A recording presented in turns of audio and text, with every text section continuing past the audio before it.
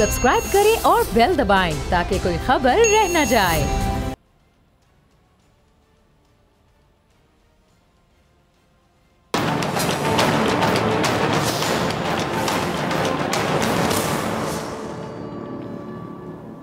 अस्सलाम वालेकुम नाज़रीन, मैं हूं डॉक्टर फ़िज़ा अकबर खान और मैं हूं पाकिस्तान और आप देख रहे हैं पाकिस्तान के सबसे बड़े न्यूज़ चैनल का नंबर 1 प्रोग्राम ऐसे नहीं चलेगा।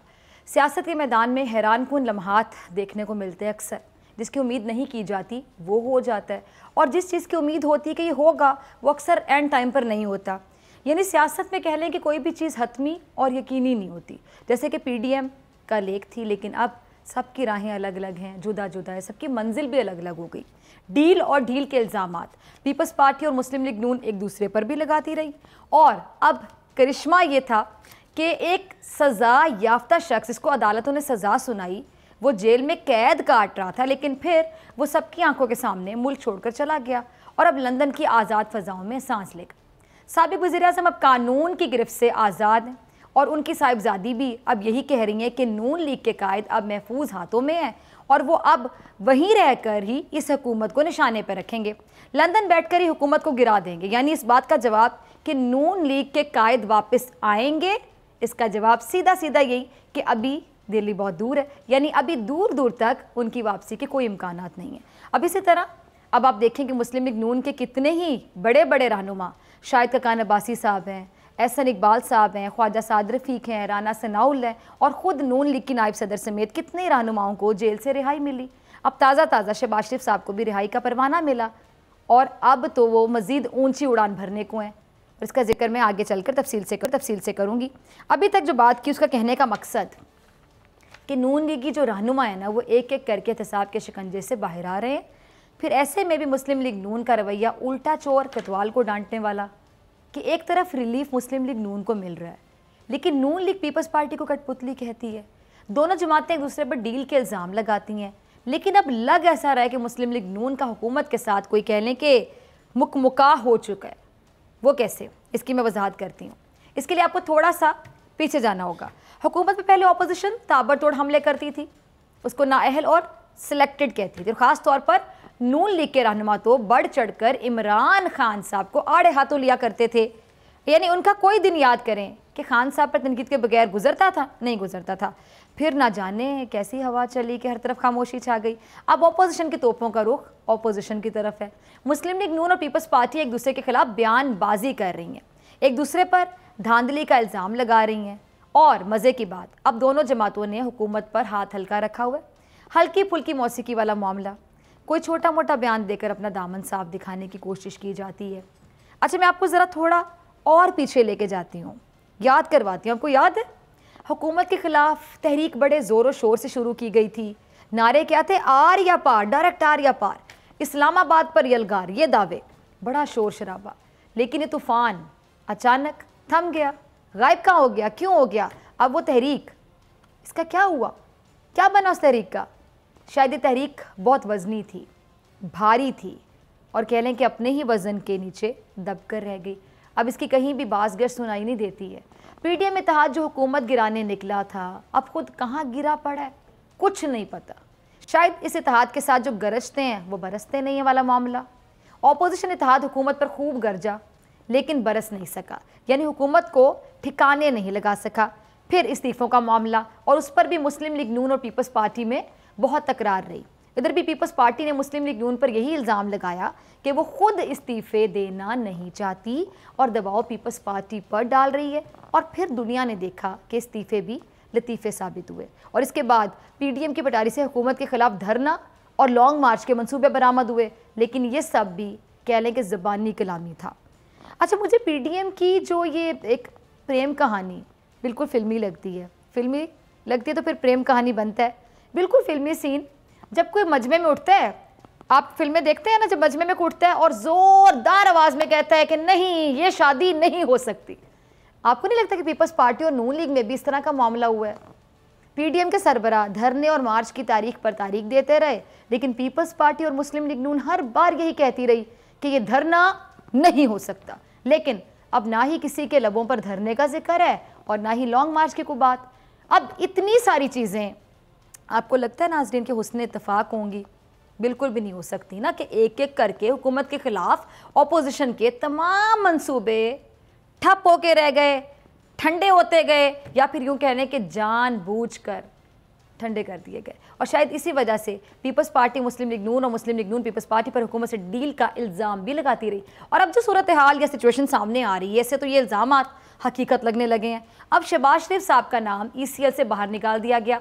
अब शहबाज शरीफ कहीं भी प्रवास कर सकते हैं, नाम तिब्बी मुआयने का है, काम कुछ भी हो सकता है।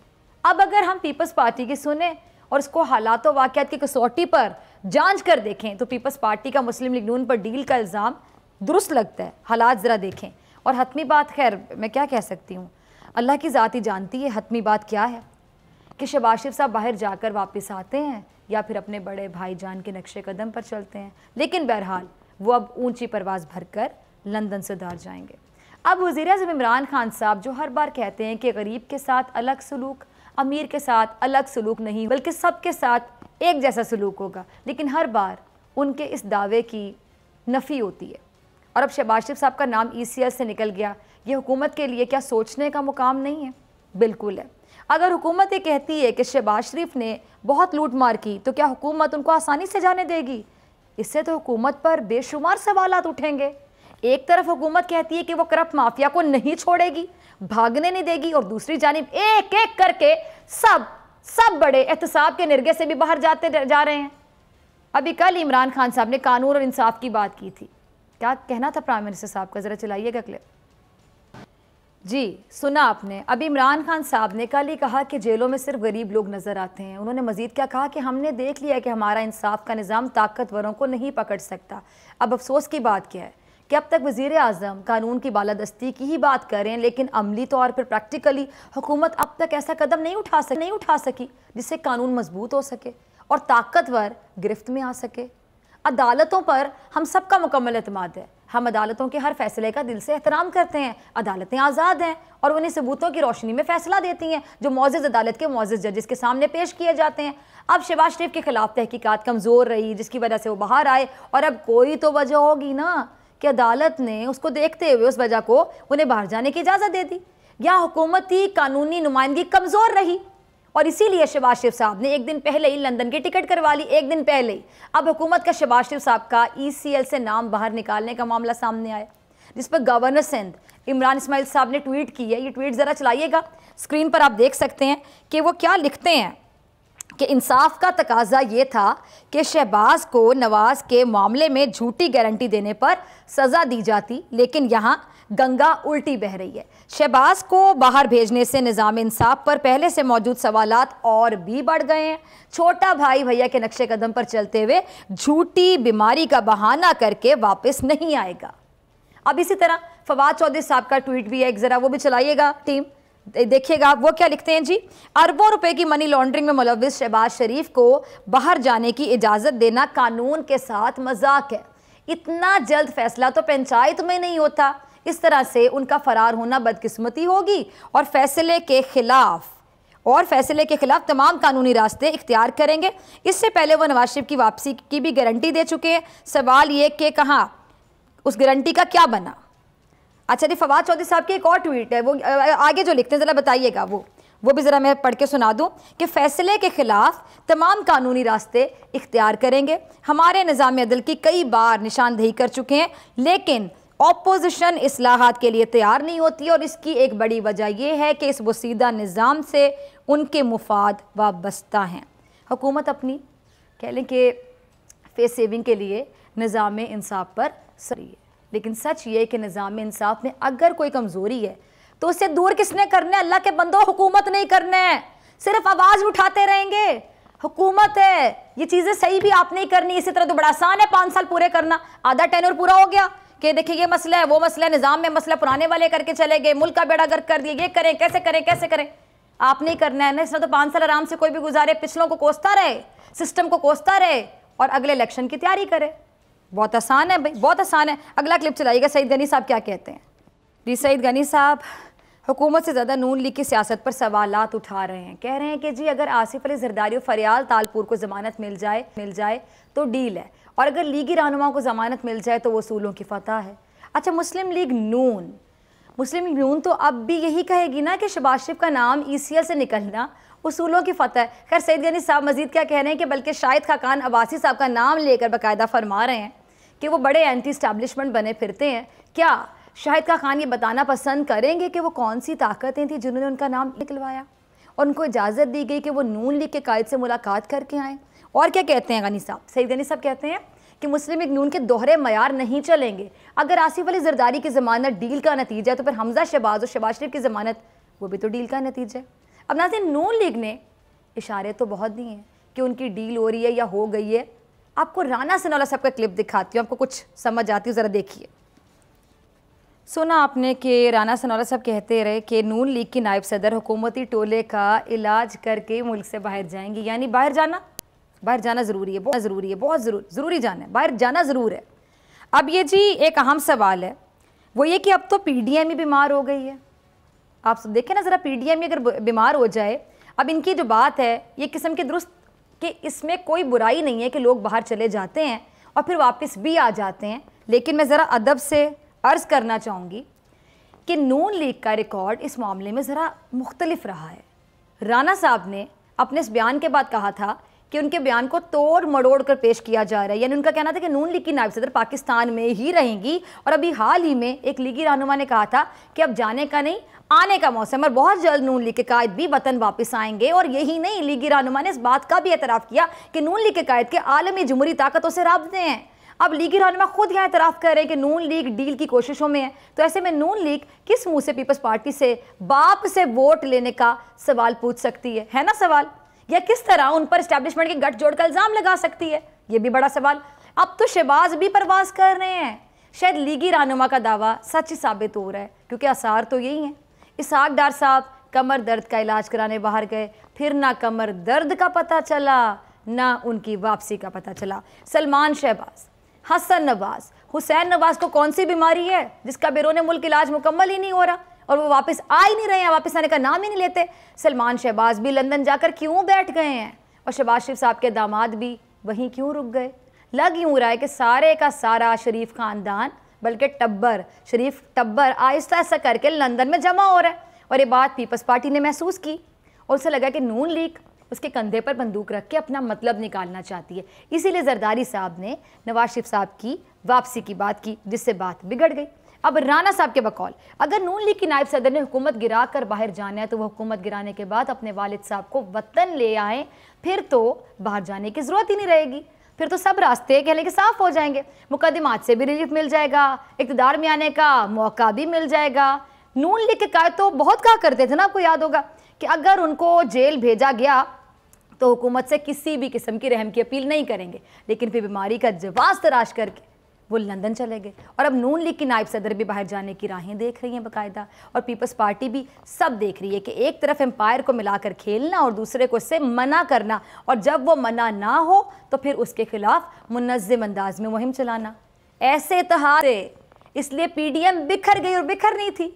और अब नून लीग की नायब सदर का एक क्लिप है हमारे पास, ज़रा वो चलाइएगा, जिसमें वो इस ख्याल का इजहार कर रही हैं कि वो बाहर भी जाना चाहती हैं, यानी दिल में बाहर जाने की ख्वाहिश है, लेकिन ऊपर ऊपर से पाकिस्तान में रहने का दावा भी है। कुछ क्लियर करके बता दें ना आप, तो शायद आपका मसला हल हो जाए। ये तो आपका मसला है कि आप कंफ्यूज हैं, कहते कुछ हैं चाहते कुछ हैं। क्लिप चलाइएगा।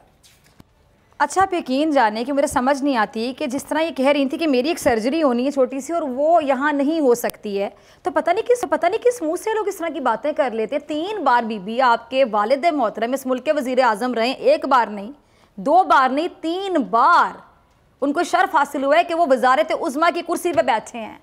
और वोट को इज्जत दो कि आप लोग बात करते हैं ना, वोटर के लिए कोई हॉस्पिटल अच्छा बना सके ना, अपनी खिदमत चले कितनी की आप लोगों ने, किसी और तरह से हॉस्पिटल भी बना लेते, आपकी भी खिदमत हो जाती कि आज आपकी सर्जरी यहाँ पर हो जाती, अवाम बेचारी गरीब अवाम की भी खिदमत हो जाती कि वो भी वहाँ पे इलाज करवा लेते। यानी ये आपकी कारकर्दगी है। कभी गौर कीजिएगा, जब ये कहते हैं ना कि हमारा इलाज यहाँ पे मुमकिन नहीं है, हमें बाहर से इलाज करवाना, तो बेसिकली पाकिस्तान के जो डॉक्टर्स हैं जो किसी से कम नहीं है काबिलियत में, ये उनकी दिल आज़ारी की जा रही होती है। पाकिस्तान के जो हेल्थ का निज़ाम है, 3 बारियां आप लोगों ने ली, और जब आप लोग यहाँ के डॉक्टरों से, यहाँ के हेल्थ के सिस्टम से सेटिस्फाइड नहीं होते हैं और इलाज करने के वो जाते हैं बरतानिया, वो जाते हैं किसी और मुल्क में, तो बेसिकली ये आप लोगों की परफॉर्मेंस है। कहते हैं ना गिरेबान में झांक के देखो, ये वो है कि गिरेबान इसमें आप झांक रहे होते हैं कि आपके पास 3-3 बारियां रही, लेकिन आप लोग मुल्क के लिए कुछ भी ना कर सके। तालीम का मेयार आपके सामने है, तालीम का निज़ाम आपके सामने है, सेहत जो बुनियादी ज़रूरत है, जान है तो जहान है, कोई हॉस्पिटल ये लोग बना नहीं सके। पता नहीं किस मुंह से कह देते हैं, किस कॉन्फिडेंस से कह देते हैं, किस डिटाई से कह देते हैं कि मेरी सर्जरी होनी है और वो पाकिस्तान में नहीं हो सकती है। और फिर कहते हैं, दूसरी अफसोस की बात, इस पर ज़्यादा दुख होता है कि हमें इक़्तिदार अब मिल गया ना दोबारा तो पता नहीं क्या कर देंगे। मिलते हैं ब्रेक के बाद।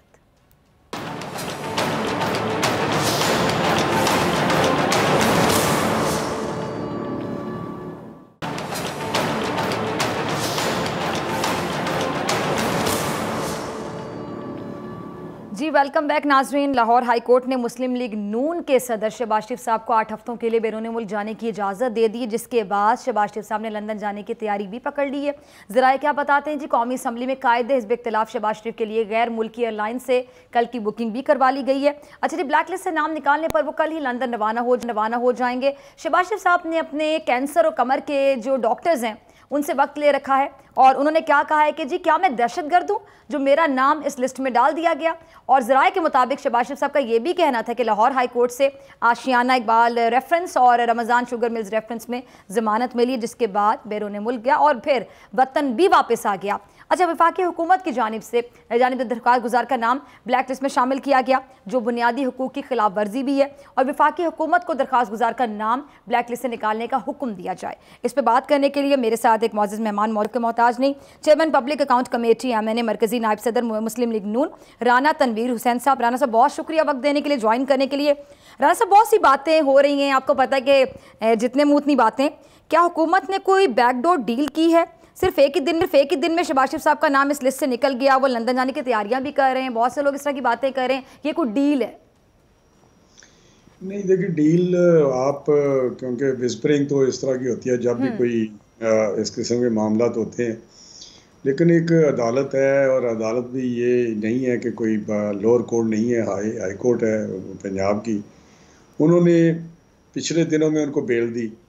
पहले भी वो आपको पता है कुछ अरसा कई माह जेल में रहे, पिछले जो आशियाना की बात कर रहे हैं या दूसरे रमज़ान शुगर मिल की, उसमें बेल हुई।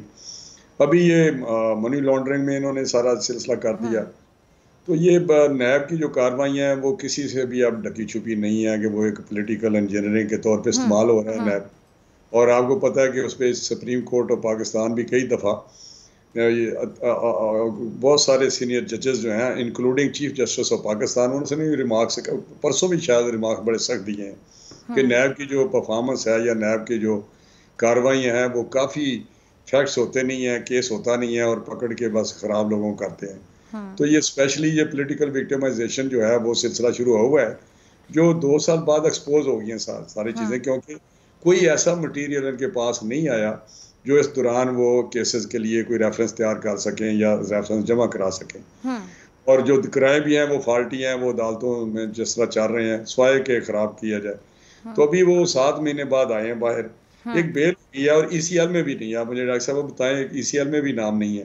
एक ब्लैक लिस्ट जो है वो तैयार कर ली गई कि ये भी एक हो कि वो एट द स्पॉट ऑफ के कुछ जाता है तो उसको रोक लिया जाए, जो कि मैं समझता हूँ उसके जो ह्यूमन राइट्स हैं या फंडामेंटल राइट्स है वो जो कॉन्स्टिट्यूशन इंश्योर करता है उसके भी खिलाफ है कि भाई ECL में चले। एक प्रोसीजर है, एक जब नैब ने तो कहा ही नहीं कि ECL में डाले, तो ये हुकूमत जो एक समझता है, शहबाज साहब को स्पेशली वो समझता है शायद पता नहीं ये क्या वो एक है प्राइम मिनिस्टर के ज़हन में शहबाज साहब की परफॉर्मेंस, शहबाज साहब का जो पास में काम है उससे थोड़े वो खाइफ रहते हैं।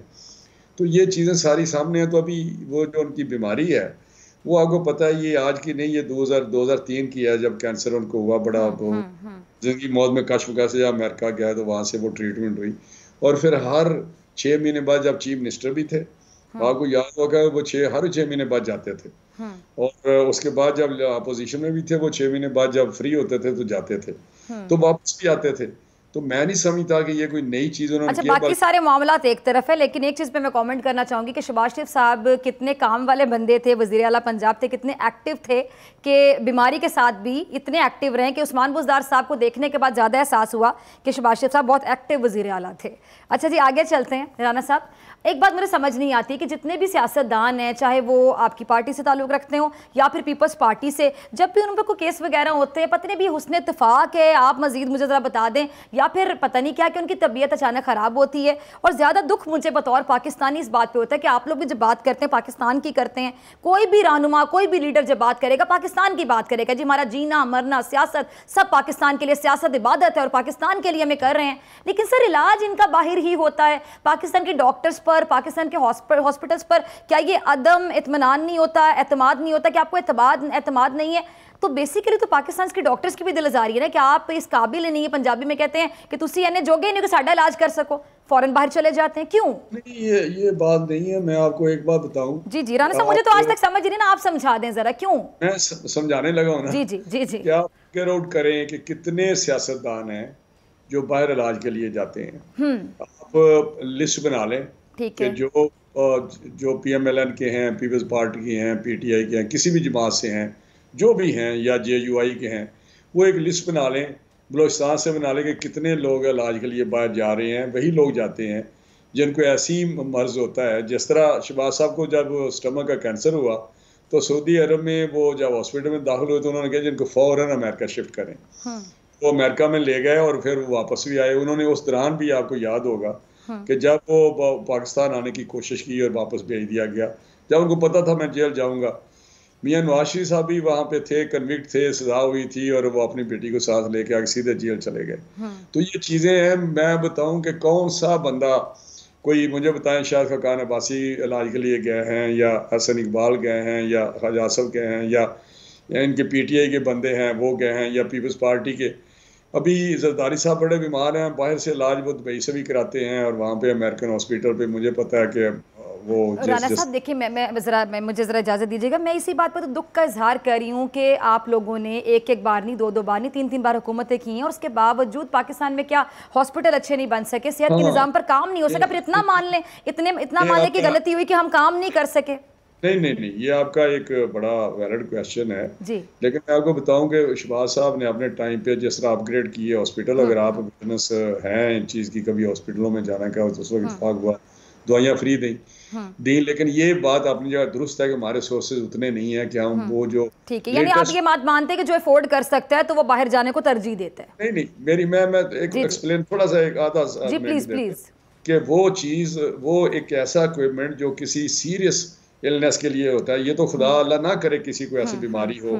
बाकी भी बड़े पॉलिटिशियन हैं कि जिनको वो बीमारी हो जिसके लिए जो इक्विपमेंट है या डायग्नोसिस हैं वो बाहर ही हो सकते हैं। ये शौकत खानम हॉस्पिटल है, ये पहले कैंसर का जो इलाज था लोग बाहर चले जाते थे, या वो यहाँ पे अफोर्ड जो नहीं करते थे वो बेचारे अल्लाह को प्यारे हो जाते थे।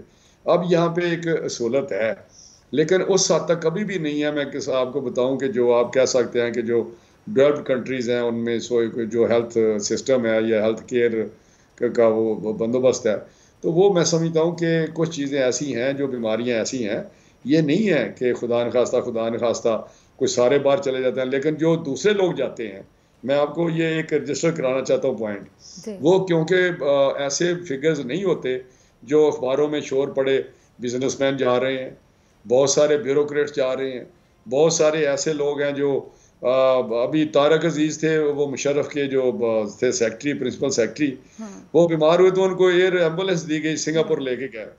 तो ये ऐसा कहना जो मेडिकल टूरिज्म है, डॉक्टर साहब आप तो समझते हैं कि इंडिया ने इतना डेवलप किया है कि वहाँ अमेरिकन भी आते हैं क्यों, सस्ता इलाज होता है वहाँ, मेडिकल टूरिज्म। सिंगापुर ने पहले डेवलप किया, बहुत सारे लोग सिंगापुर पे इलाज करने के लिए, मेडिकल टूरिज्म, और वहाँ से बड़ी लोगों को कमाई होती है।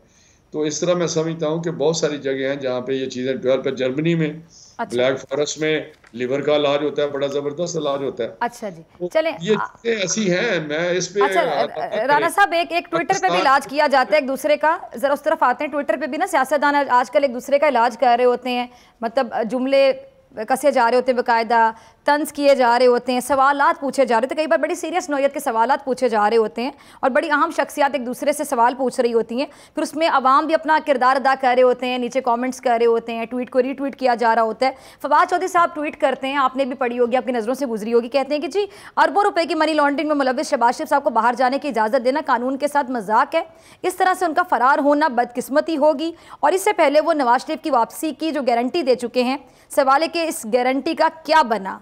तो क्या जवाब है फवाद चौधरी साहब के इस इल्ज़ाम का, ट्वीट का? देखिए, फवाद चौधरी साहब जो हैं बड़े बयानात देते रहते हैं। मैं यही कहता हूँ कि पीटीआई का जो मसला है ना, वो ये है कि अपने काम करने के बजाय वज़रा और प्राइम मिनिस्टर वो ज़्यादा बयानात जो हैं अपोजिशन के मतलब या और चीज़ों पे जो इररेलेवेंट होती हैं, जो उनके मुतल्लिका नहीं होती है, इररेलेवेंट ना हो, लेकिन उनका मुतल्लिक जो उनका फंक्शन है, जिस तरह वो साइंस और टेक्नोलॉजी के वजीर थे और चांद देखते थे, मैं रहा हूँ साइंस और टेक्नोलॉजी का मिनिस्टर, मुझे पता है वहाँ पे कोई एक ऐसा अदारा भी नहीं है जिसकी वो बात कर रहे थे या स्पेस में जाने की बातें करते थे। चले या नहीं हो, वो उन्होंने बयान दिया, लेकिन मैं समझता हूँ कि ये कहना ज्यादती है कि यानी आप ये कहते हैं कि साइंस एंड टेक्नोलॉजी के वजीर को चांद नहीं देखना चाहिए था? नहीं, चांद का उसका मैंडेट ही नहीं है, ना उसके पास वो सिस्टम है। मैं आपको कहता हूँ कि चांद वो देखें, लेकिन वो अपने एज ए मिनिस्टर, बाकी मिनिस्टर भी तो है ना, ये आप इसको इंटरप्रेट मेरा गलत कर ले गई हैं। नहीं, मैंने सिर्फ सवाल पूछा आपसे, मैंने बिल्कुल भी इंटरप्रेट किया। लेकिन मैं कहता हूँ कि हर वो वजीर जिसके लिए वजीर है वो दूसरा काम कर रहा है, अपना नहीं कर रहा। यही तो मुसीबत है कि इन्होंने 3 साल में बेड़ा गर्क कर दिया। अगर वो फोकस करते, अपनी मिनिस्ट्रियों पे इंप्रूव करते, वहाँ पे काम करते, प्राइम मिनिस्टर को आए दिन बदलने पड़ते हैं, 2 महीने बाद 4 महीने बाद वो रीशफल कर रहे होते हैं। ये भी कभी हुआ है कि यहाँ से 4 महीने बाद वजीर उधर भेज दे, उधर का इधर भेज दे, ऐसी चीजें क्या? नहीं, इससे तो वाकई थोड़ी बहुत मायूसी फैलती है, और जो आता है, मैं अक्सर प्रोग्राम में कहती हूँ, जो आता है तो वो परेशान ही रहता होगा कि मैं कितनी देर बाद तब्दील हो जाऊंगा। अच्छा राना साहब, ये जो वजीर खजाना, 4 वजीर खजाना तब्दील हो चुके हैं, आपको ये जो लेटेस्ट हमारे वजीर खजाना है करंट, इनसे कोई उम्मीदें हैं? आपको लगता है कि बेहतर होगी हमारी मईशत? देखिए, मैं अगेन यही कहता हूँ कि आपने ये सारी रेसिपी इस्तेमाल की, असल में बेसिक जो प्रॉब्लम है उनको इन्होंने एड्रेस ही नहीं किया कि बेसिक हमारे मसले हैं क्या। अभी उनके आने से आज मैं टीवी पे देख रहा था कि नए फाइनेंस मिनिस्टर को महंगाई ने पहली सलामी पेश की है। तो मैं समझता हूँ कि ये चीज़ें क्या इनके, ये तो एक कलेक्टिव सी एफर्ट होती है, जिस तरह प्रोविंशियल गवर्नमेंट्स हैं वो जो महंगाई है उसको वो अच्छी बोनस दें, अच्छी, अगर आप चीफ सेक्रेटरी बदलते रहेंगे, आप आईजी बदलते रहेंगे, आप डीपीओ डीसीओ और चीज़ों को बदलते रहेंगे, तो बदलने से क्या फ़र्क पड़ता है भाई? आप डायरेक्शन दें, आप कोई अच्छी गवर्नेंस दें, अच्छी पॉलिसीज बनाएं। आप अगर IMF से पैसे लेते हैं कुछ ऐसी शराइत पे, जैसे बिजली महंगी हो जाती है, आप डॉलर को डीलिंग कर देते हैं, उसको 150-60 रुपये पे पहुँचा देते हैं, तो वो जब चीज़ें आएंगी तो फिर महंगाई कंट्रोल किस तरह करेंगे? आप चीनी 65 रुपये पे मिल रही है जो लेकिन आप के बस में नहीं, आप 110-20 रुपये बाजार में मिलती है। तो ये सिस्टम को ठीक करने वाली बात होती है, वो जो ठीक नहीं कर सके। नए फाइनेंस मिनिस्टर, मेरा उनके बयान तो मैंने पढ़े हैं कि जी IMF को उनको हम पे बहुत ज़्यादा प्रेशर नहीं डालना चाहिए, हमारी इकोनॉमिक एक्टिविटी भी अफेक्ट हुई है और साथ ही साथ लोगों का जो गरीबों पे बोझ पड़ा है। लेकिन ये चीज़ें बयानात तो आप ही मेरा इनसे भी अच्छे दे सकते हैं। मैं दावे से कहता हूँ आप बेहतरीन बयान, आप बीमारी को डायग्नोज कर सकती हैं कि ये बीमारी है, लेकिन उसको दूर करना तो एक फिर अलग बात है।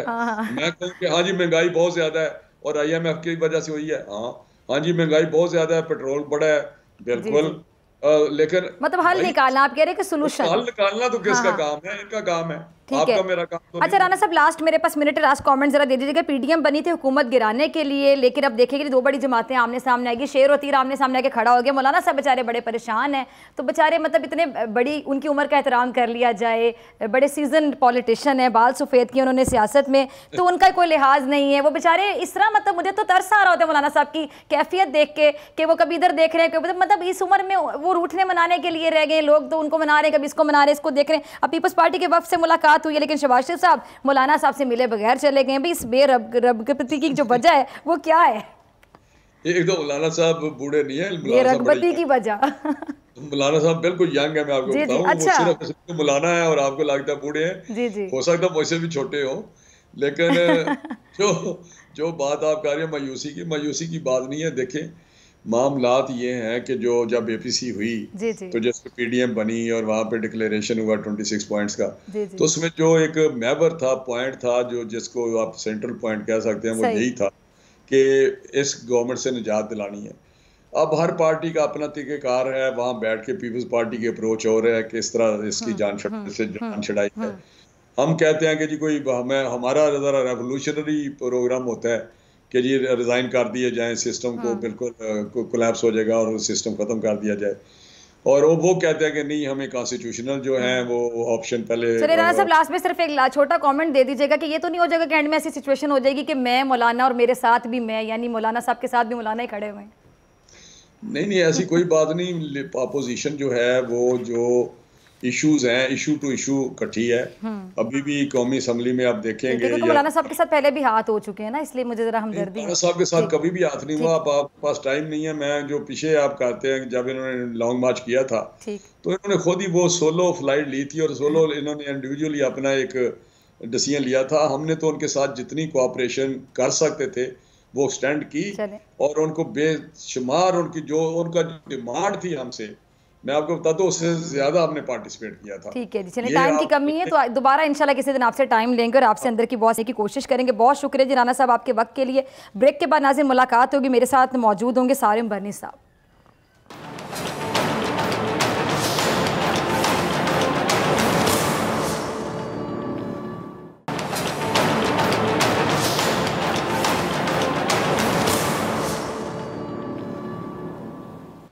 वेलकम बैक नाज़रीन। भारत की एक एनजीओ ने पाकिस्तान की सारिम बरनी ट्रस्ट को ख़त लिखा है जिसमें 10 ऑक्सीजन टैंक अतिया करने की अपील की गई और भारत के फलाही इदारे का कहना है कि हमारी सेहत का जो निज़ाम है वो ऑक्सीजन की इनकी ज़रूरत पूरी नहीं कर पा रहा है। अपनी हुकूमत को हम बता चुके हैं कि हम पाकिस्तान से ऑक्सीजन के टैंक ले रहे हैं, अब ऑक्सीजन होगी तो शहरियों की ज़िंदगियां बचाई जा सकेंगी। इसी हवाले से समाजी कारकुन सारिम बरनी ने प्राइम मिनिस्टर पाकिस्तान इमरान खान साहब को ख़त लिखा है जिसमें उन्होंने वज़ीर आज़म साहब को बताया है कि भारत की एनजीओ ने उनसे 10 ऑक्सीजन के टैंक देने की अपील की है।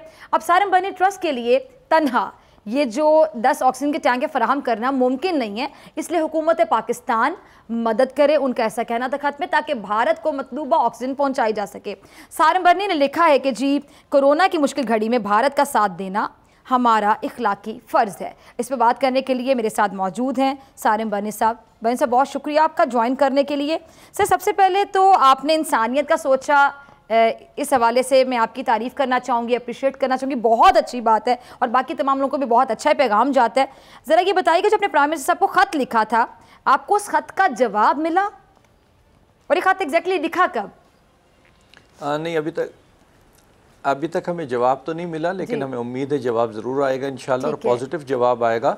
लेकिन सिर्फ हमारे प्राइम मिनिस्टर का पॉजिटिव जवाब आना मकसद नहीं है, वहाँ से भी जो है ना पॉजिटिव जवाब आना चाहिए। ये तो 2 NGOs की बात है। एक NGO ने सारिम बरनी ट्रस्ट से पाकिस्तान में अपील की है, हम अपनी कोशिश कर रहे हैं, वो वहाँ भी कोशिश कर रहे हैं और शायद अपील लगा रहे हैं, हाई कोर्ट के अंदर पिटीशन भी डाल रहे हैं वो वहाँ पर, ताकि जो है ना फिलफौर इसको इम्प्लीमेंट किया जाए। हम अगर तैयारी भी पकड़ते हैं, हम जाते भी हैं, तो आगे तो हमें रास्ता नहीं देते वो, अगर रास्ता देंगे तो हम जा पाएंगे।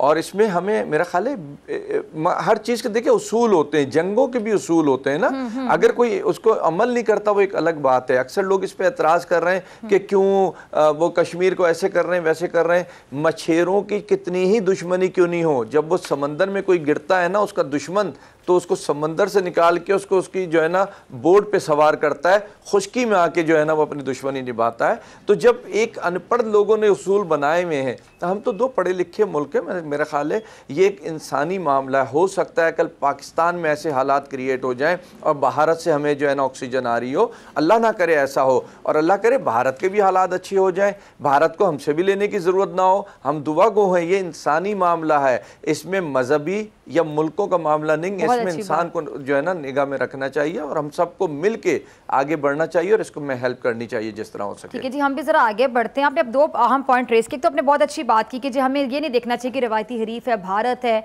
हमें उनकी मदद करनी चाहिए। इंसानियत का जज्बा अगर जिसके अंदर होगा यही सोच रखेगा।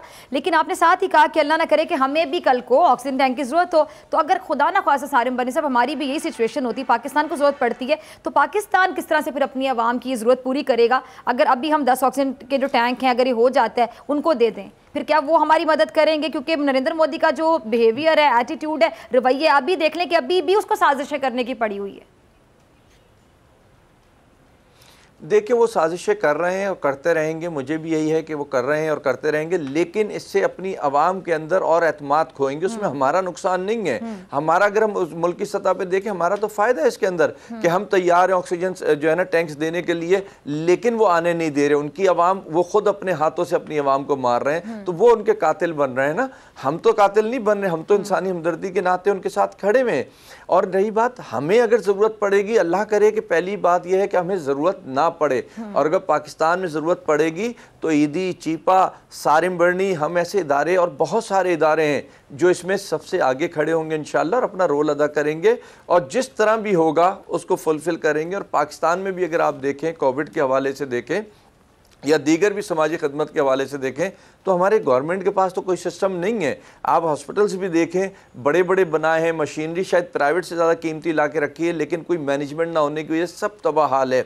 सिर्फ इदारे चला रहे हैं जो कुछ चला रहे हैं अपने तौर पे, या गवर्नमेंट को अडॉप्ट करके जो चीज़ें चला रहे हैं वो चला रहे हैं। तो इदारे पाकिस्तान में काम कर रहे हैं और ये पाकिस्तान के लिए, पाकिस्तानी इदारे पाकिस्तान के लिए मैं कहता हूँ एक इज़्ज़त का बायस बने हैं कि भारत से एक इदारा पाकिस्तान के इदारे से अपील कर रहा है। तो मेरा ख्याल है कि इस पे तो हमें मगर एक तरह खुश ज़रूर होना चाहिए कि हम इस काबिल हैं या इस लायक हैं कि वहाँ से हमसे मदद मांगी जा रही है, और मेरा ख्याल है हमें उनकी इस बात पे पूरा उतर के भी दिखाना चाहिए। अच्छा, बल्कि सारे ने बड़ी अच्छी बात की कि कुदरत हर बात का जवाब दे देता है, कुदरत हर बात का जवाब दे देती है। और ये आप देख लें कि यही भारत पाकिस्तान का इमेज किस तरह ख़राब करता रहा। भारतीय मीडिया अभी भी पाकिस्तान के बारे में किस तरह की खबरें देता है, पूरी दुनिया में क्या तासुर देने की कोशिश करता है, जो पाकिस्तान के लिए आतंकवादी का लफ्ज़ इस्तेमाल किया जाता है। बड़ा दुख होता है कि पाकिस्तान को पाकिस्तानियों को टेररिस्ट कह दिया जाता है। तो अब पाकिस्तानियों का क्या जज्बा है, पाकिस्तानियों का क्या रवैया है, पाकिस्तानियों की क्या सोच है, वो आप जैसे जो प्यारे लोग हैं, जो पाकिस्तान का हिस्सा हैं, जो हमारी खुशकिस्मती है कि आप हैं, फैसल ईदी हैं, कि आप लोगों ने प्रैक्टिकली पैगाम दिया कि ये है पाकिस्तानी, ये है पाकिस्तान का इमेज, ये है पाकिस्तानी कि जो रिवायती हरीफ भारत के लिए भी अच्छा ही सोच रहा है। क्यों? क्योंकि हमारा रिवायती हरीफ नीचे आ गया, इंसानियत ऊपर चलेगी। बल्कि हमारी गवर्नमेंट ने भी हमेशा अच्छा पैगाम दिया है। लेकिन अब सवाल ये कि क्या नरेंद्र मोदी अपनी अना में या जिद में आके आपकी ऑफर एक्सेप्ट करेगा? क्योंकि फैसल ईदी साहब भी पहले ये इनको अगर नहीं करेंगे जी जी जी जी, अगर वो नहीं करेंगे तो मैंने कहा ना, अपनी कौम का कत्ल करेंगे वो, और उससे उनकी नफरत पैदा होगी। तो हमें उससे कोई इशू नहीं है, हमें दुख जरूर होगा कि हम एक चीज प्रोवाइड कर सकते हैं, पहुंचा सकते हैं, वो सिर्फ उनकी जिद की वजह से नहीं पहुंचा पा रहे। बिल्कुल, और इंसानी जानें वहाँ ज़ाया होंगी, हमें उसका ज़रूर दुख होगा बहुत ज़्यादा। ठीक है। अच्छा, ये जो 10 ऑक्सीजन के टैंक को कह रहे हैं, तो ये तैयार करने में ऑलमोस्ट कितना वक्त लग जाएगा? सारिम साहब, आपने सारा होमवर्क कंप्लीट किया होगा, कितना वक्त लग जाएगा? और अगर ये आपको जवाब आ जाता है बिल्कुल अभी जी, तो कब तक ये भारत पहुंच सकता है? कंपनी से पाकिस्तान से बाहर हमारी बातचीत चल रही है, कोटेशंस भी आई हुई हैं, टाइम भी दे रहे हैं वो सारे, टाइम तो लगेगा इसके अंदर, लेकिन हम तैयार तो नहीं बैठे थे एकदम। एक इदारे ने हमसे एकदम अपील कर दी, हम उस पर वर्किंग कर रहे हैं, लेकिन ये हो जाएगा इंशाअल्लाह ताला बहुत जल्द। लेकिन हमें उम्मीद है, हमारी हुकूमत से उम्मीद है, क्योंकि हम लड़ के भी अपनी हुकूमतों से मनवा लेते हैं, लेकिन भारत की हुकूमत क्या करती है ये अब उधर की NGO पे हम छोड़ते हैं कि वो कितना अपनी हुकूमत से लड़ती है और इंसानी जानें बचाने के लिए वो सामने आती है या काम करती है। ठीक है जी, बहुत शुक्रिया बनी साहब आपके वक्त के लिए, और बहुत ही अच्छा, बहुत ही प्यारा पैगाम। इसी के साथ डॉक्टर फिज़ा अकबर खान को दीजिए इजाज़त। आपसे मुलाकात होगी इंशाल्लाह पीर के रोज़, सेम टाइम सेम चैनल। अगर ज़िंदगी ने वफ़ा की, दुआओं में याद रखिएगा, अपना अपने प्यारों का बहुत ख्याल रखिएगा। अल्लाह ने के बाद